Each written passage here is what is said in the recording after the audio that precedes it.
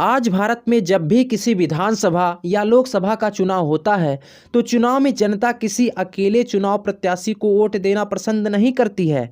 जनता vote देना पसंद करती है तो किसी पार्टी को। तो आज हम बात करेंगे ऐसी कौन कौन सी पार्टियां हैं जो जनता के भरोसे को जीत कर ही प्रचलित हुई हैं। सबसे पहले बात करते हैं भारतीय कांग्रेस पार्टी के बारे में। कांग्रेस पार्टी का गठन 1885 ईस्वी में एवो ह्यूम और दादा भाई नौरोजी ने मिलकर किया था। सबसे पहले ये बता दें कि इस पार्टी की स्थापना चुनाव जीतने के लिए या फिर देश में सरकार बनाने के उद्देश्य से नहीं की गई थी, बल्कि कांग्रेस पार्टी का उस समय यह उद्देश्य था कि इस पार्टी में अधिक से अधिक लोग जुड़ सके, जिससे ब्रिटिश सरकार के समक्ष निडर होकर जनता अपनी बातों को रख सके। यह पार्टी धीरे धीरे इतनी मजबूत हो गई कि देश को आज़ाद कराने में इस पार्टी की काफ़ी भूमिका भी रही। 1947 में देश के आज़ाद होने के बाद इसी पार्टी के अध्यक्ष पंडित जवाहरलाल नेहरू को प्रधानमंत्री बना दिया गया था। आज़ादी के बाद यह कांग्रेस पार्टी राजनीति में आ गई और 1977 तक इसी पार्टी की सरकार बनती रही। अब दूसरे नंबर पर बात करते हैं भारतीय जनता पार्टी की। 1951 में इस पार्टी की स्थापना श्यामा प्रसाद मुखर्जी ने की थी। उस समय इस पार्टी का नाम भारतीय जनसंघ पार्टी था। कई वर्षों तक इस पार्टी की सरकार नहीं बन पाई। 1975 में प्रधानमंत्री इंदिरा गांधी ने देश में आपातकाल लागू कर दिया था।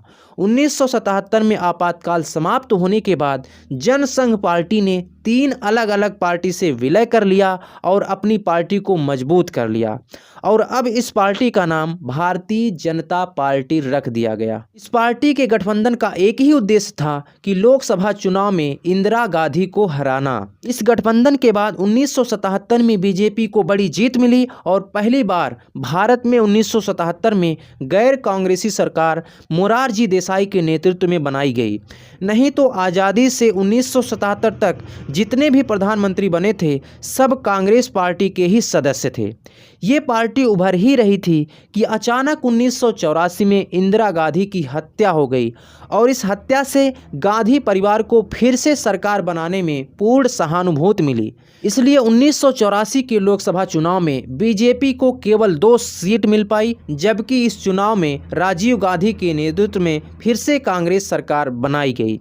भारतीय जनता पार्टी फिर से चर्चा में तब आई जब इस पार्टी ने 1990 में अयोध्या में राम जन्मभूमि पर राम मंदिर बनाने की आवाज़ उठाई थी। इस पार्टी का यह मानना था कि इस जन्मभूमि पर पहले मंदिर था, लेकिन बाबर ने अपने समय में मस्जिद बनवाने के उद्देश्य से इस मंदिर को ध्वस्त कर दिया था। राम मंदिर का यह मुद्दा बीजेपी को ताकत और पहचान बनाने में सहायक सिद्ध हुई थी।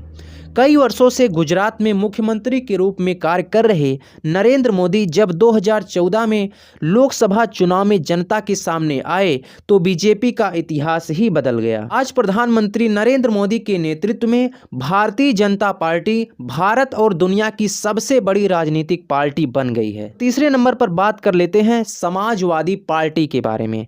समाजवादी पार्टी के संस्थापक और संरक्षक मुलायम सिंह यादव हैं। इन्होंने इस पार्टी की स्थापना 1992 में किया था। मुलायम सिंह यादव उत्तर प्रदेश के 3 बार मुख्यमंत्री तथा भारत के 1 बार रक्षा मंत्री रह चुके हैं। समाजवादी पार्टी संसद की तीसरी सबसे बड़ी राजनीतिक पार्टी है। यह पार्टी उत्तर प्रदेश की लोकप्रिय पार्टी है। 2012 में उत्तर प्रदेश के विधानसभा चुनाव में सपा को 224 वोटों का बहुमत मिला था, जिससे अखिलेश यादव के नेतृत्व में सपा सरकार बनाई गई थी। बात करते हैं बहुजन समाज पार्टी के बारे में। बहुजन समाज पार्टी बसपा का गठन 1984 में एक लोकप्रिय नेता कांशीराम के द्वारा किया गया था। इस पार्टी का भी मुख्य आधार उत्तर प्रदेश ही है। इस पार्टी का गठन मुख्य रूप से भारतीय जाति व्यवस्था के अंतर्गत सबसे नीचे आने वाले बहुजन, जिसमें अनुसूचित जाति, अनुसूचित जनजाति, ओबीसी और अल्पसंख्यक शामिल हैं, ऐसे समाज का प्रतिनिधित्व करने के लिए किया गया था। यह पार्टी बाबा साहब अम्बेडकर के मानवतावादी दर्शन और बौद्ध दर्शन से प्रेरित होकर उभरी है। यूपी के 2007 के विधानसभा चुनाव में इस पार्टी ने पूर्ण बहुमत हासिल कर मायावती के नेतृत्व में सरकार बनाई थी। तो आशा है आप इन सभी राजनीतिक पार्टियों के बारे में समझ गए होंगे। मिलेंगे नेक्स्ट वीडियो में कुछ ऐसे ही कंटेंट के साथ। तब तक के लिए जय हिंद, जय भारत।